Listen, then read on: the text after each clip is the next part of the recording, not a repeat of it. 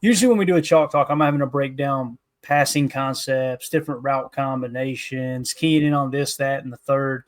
With Josh Jacobs, it was just a lot of sit back and enjoy the show. You know what I mean? Yeah. Watch him just break ankles all night. So that was a lot of fun for sure. So, all right, man, here we go. So, again, we're covering the 10 biggest questions before Packers training camp. All right, we went 1 through 5. Just a quick recap from last night. Let's do that real fast. We covered it pretty in depth. 1, who emerges as the starting corners after the roster overhaul? Number 2 was how quickly can the new look receiving core gel? Number 3 was who claims the number 2 running back spot. Number 4 was what does the tight end rotation look like? Number 5 was can Jordan Morgan unseat Rasheed Walker at left tackle, or is he going to start at right guard? And then, of course, number 6 here, starting off tonight, Tim, how will the new coaching staff impact the team? Player battles get headlines, but coaching changes could have the biggest impact. Second-year defensive coordinator Jeff Hafley, hired from Boston College. He made huge improvements during the 2024 season. New defensive line coach DeMarcus Covington from New England is tasked with improving a pass rush that needs more consistency. On offense, the return of former offensive coordinator Luke Getsy as a senior assistant adds experience to help evolve the scheme alongside new quarterback coach Sean Mannion with the departure of Tom Clements.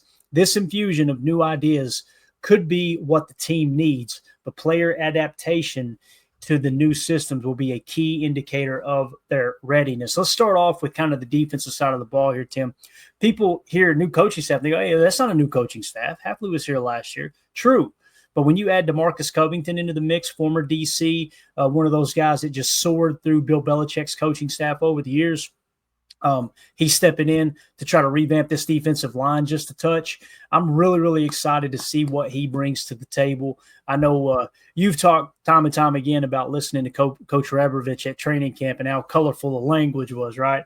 Covington seems like he's coming in with almost like a Matt LaFleur type persona. And isn't it funny that Matt's kind of building his coaching staff in his own image? Like, people look at Jeff Hafley and hear him talk, and they think, man, that sounds very, very similar to Matt LaFleur, a technical kind of guy as opposed to rah-rah or overly fired up type coach. Feels like DeMarcus Covington is very similar. I know we did a past episode. If you guys want to go hunt it down, you should be able to search DeMarcus Covington on our YouTube channel here, and it'll take you back to it. We just went through his entire background, what position he played. I think he was a 3-star recruit coming out of high school, all those things, and how he got into coaching. It was a real fun episode there. But, Tim, what do you think? DeMarcus Covington, man, because, again, Jeff Hafley's returning his second year with the Green Bay Packers, but I'm telling you, man, the league is cyclical. However, it's a copycat league, and there are going to be so many offenses that have a beat on what Jeff Hafley did last year that you got to kind of revamp the system. I think DeMarcus Covington is going to play a huge role in that.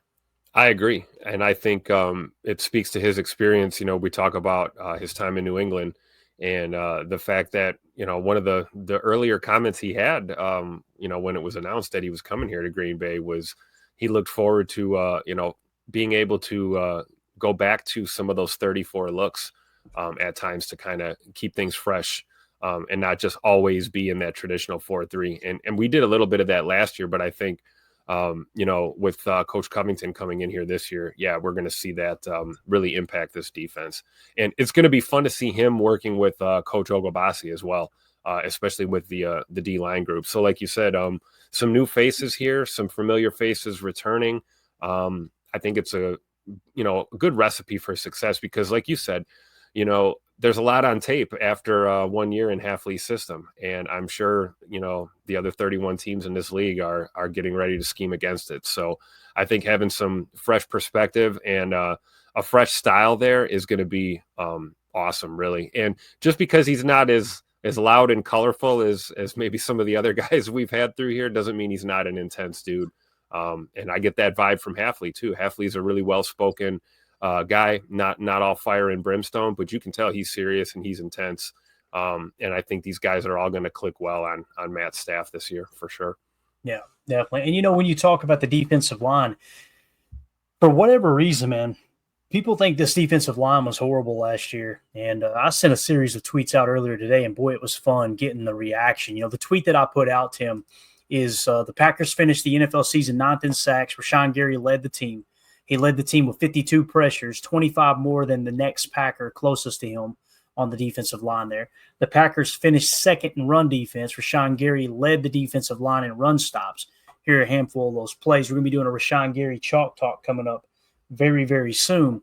But that really was just kind of a, hey, man, look, this defensive line, if the defensive line was so bad, how do we finish in the top 2 in run defense? How do we finish 9th in sacks? And if Gary was so bad, how come he led the team in both of those categories? You know what I mean? So it kind of got a little bit colorful. Someone responded. They've since deleted the tweets, or I would repeat exactly what he said.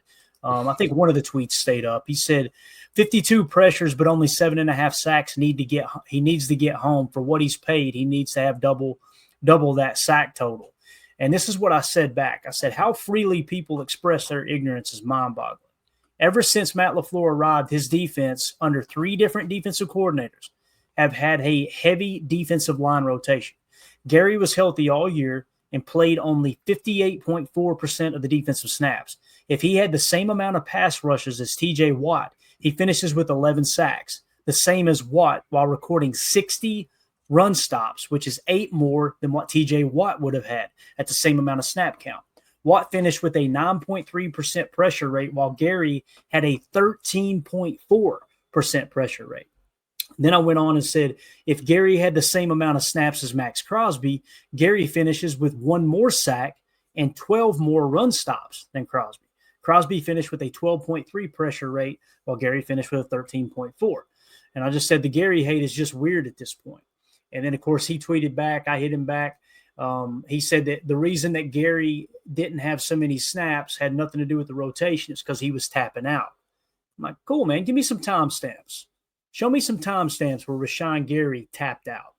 And lo and behold, he deleted the tweet and disappeared. Funny how that works. And I say that because DeMarcus Covington is stepping into the defensive line room where you already have a top 10 unit. I know people that's mind-boggling to people because you go on Twitter and they paint this picture like the defensive line was just horrible. The reality is they were good. They were damn near the best run defense, and they were top 10 in getting pressure on the quarterback in terms of, sacks. So with that being said, 2 things I come away with here, Tim. The defensive line isn't as bad as people like to pretend it is, but also Matt LaFleur, he is not becoming complacent. He looked up and said, you know what? If we can get this unit a little bit better, imagine how much better the defense is going to be. I love that he's not resting on his laurels and going out and hiring somebody like DeMarcus Covington. Man, I'm fired up for it for sure. So yeah, and this is what Matt looked like when he made the decision, right? He was fired up. He said, "Let's go." Yeah, I love it, and you're right. You can't get complacent, especially at this point in his head coaching career, right?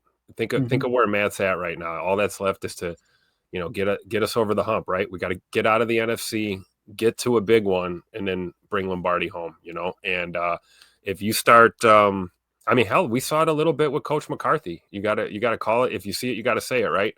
We saw the last handful of seasons there in his tenure in Green Bay. Things got a little stale, a little predictable, and it caused some problems towards the end. And it was kind of, we don't have to rehash that, but it was kind of ugly how things had to end there with Coach McCarthy. So I think Matt LaFleur is well aware of that, and that can happen in the NFL. Guys can get comfy, but we all know the truth, not for long. That's what this league is all about. So I think Matt is not going to get complacent. And if it means having to move chess pieces every other season or every couple of seasons to keep fresh perspective on your staff is a growing, evolving thing all the time. We had Bob Sala in here last year for a little while, just picking Matt's brain a little bit. You always want that perspective. So I like the move of bringing a guy like Coach Covington in. And, who knows, maybe that D-line group's in the top 5 this year. Maybe we get out of the top 10 conversation, start knocking on the door of that top 5. And if that happens, if we're that good in the trenches, our defense is going to be tough to score points on. It really is. Yeah. Coach Lynn says this might be the best coaching staff Matt LaFleur has had in Green Bay. I think on the surface it looks that way, Coach. It does. And the reason I say this is because he inherited a partial coaching staff, right, when he took the job. And then he works his way out of that and tries to find a replacement in every regard, in terms of going from Mike Pettin to Joe Barry. And although Joe Barry made the defense better, it did down the end kind of trickle apart. Now, I will point out the fact that the safety room was Jonathan Owens and Darnell Savage as opposed to Xavier McKinney and Evan Williams. That Seems like a good time to once again say, thank you, Goody. Yeah, exactly. Here, you guys ain't gonna fix the coaching staff. I'll do it for you with players. How about that? So, no, but some of the other hires here, Tim, is Luke Getsy on offense. A return of former offensive coordinator Luke Getsy as a senior assistant adds experience to help evolve the scheme. Let's move on to that one. Then we'll get into new quarterback coach Sean Mannion. Luke Getsy. People like to roll their eyes at the Luke Getsy hire because he went to Chicago and they were cheeks. Everybody was cheeks in Chicago. I mean, the whole coaching staff. How many times are you going to turn that coaching staff over down there, right? So when you look at what Luke Getsy brings to the table, if you guys correct me if I'm wrong in the chat, but pretty sure Luke Getsy was a part of this staff when Aaron Rodgers was winning MVPs. So the fact one of that Aaron's favorites too when he was winning MVPs for sure, and the fact that he's now a senior assistant, pretty cool, man. Just get an extra set of eyeballs who's got offensive coordinator experience now, having gone to Chicago and came back.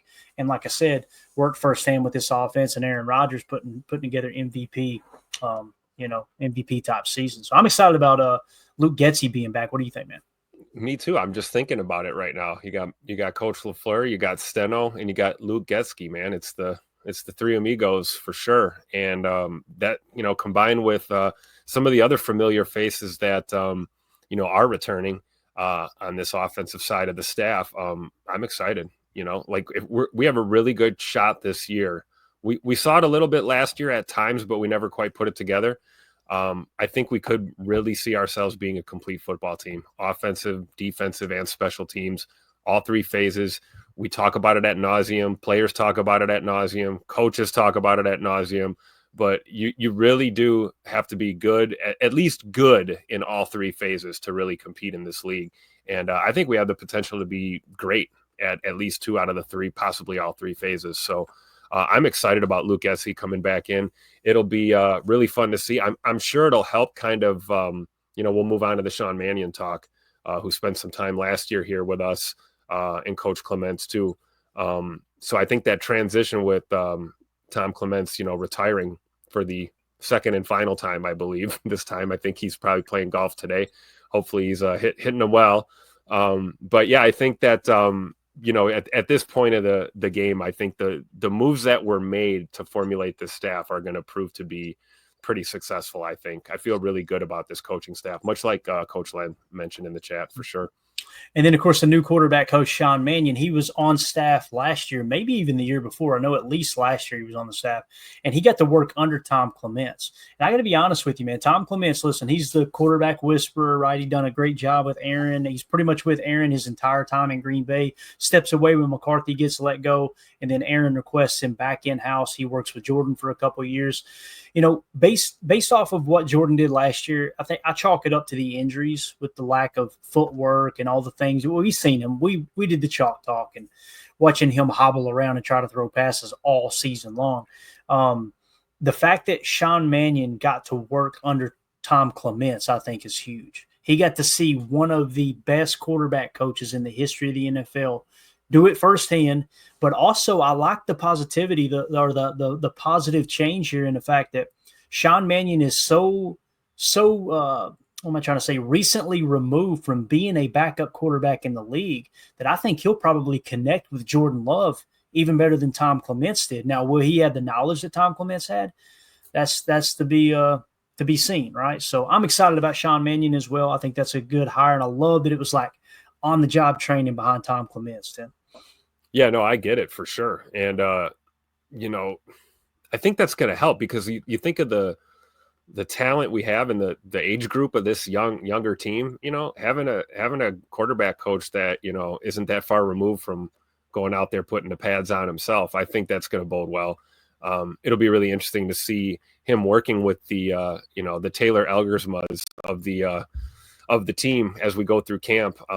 And of course, to see how he handles, working directly with Jordan Love. Again, like we said, I think some of the moves that were made on the offensive side of this staff had that in mind. It's a big deal when you make a transition from a quarterback's coach that you were comfortable with and you get a new face in there. So I think it's a really good thing that Coach Mannion was here last year while Tom Clements was in the room.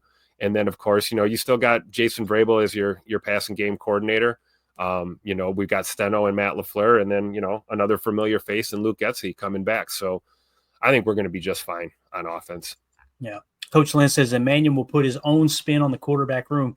Listen, familiarity breeds contempt, right? You get a new face in there, a new message. I know, Coach, that's one of the – Coach Lynn, I'm sure, will attest to this. One of the most difficult things for coaching staffs to do is to continue to convey the same message year in and year out, but change things up just enough that the guys don't get lulled to sleep, right? You got to keep their attention. You got to keep it fun. You got to keep it engaging, all those things. That goes for anything. Football, any sport, business. When you're working with a group of individuals, man, you got to find a way to hammer home the message week in and week out, day in and day out, but do it in a way that they don't get lulled to sleep. I think it's going to be huge, man.